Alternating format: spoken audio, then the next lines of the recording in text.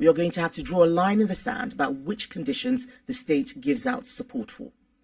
Food intolerances are a medical fact, but they're not something we should be handing out new cars for. This is not a joke. This actually happens. And anxiety and mild depression are real conditions, but that doesn't mean that those suffering should be signed off work courtesy of the taxpayer. The Centre for Social Justice have done some brilliant modelling, showing that if you restricted benefits to those with more severe mental health conditions, you could save up to £9 billion.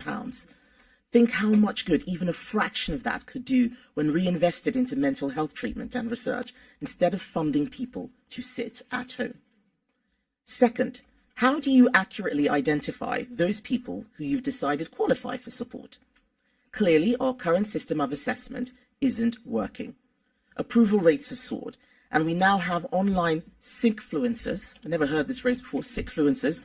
They are selling people scripts to maximize their scores on assessment. We need to build in proper medical evidence to the system and go back to face-to-face assessments which never recovered after COVID. The Motability scheme is a perfect example of what's going wrong with the current system. It was initially set up to help disabled people get around.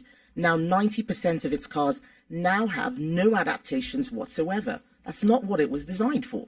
People are qualifying with conditions like drug misuse, ADHD, obesity. The assessment system surely can't have been designed with that intention, and we cannot allow it to continue for a moment longer. And third, we need to think about what support actually helps people, because at its best, a welfare system acts like a trampoline. It cushions your fall and it propels you back onto your feet. It should not act like a giant net that engulfs you and makes it almost impossible to climb out.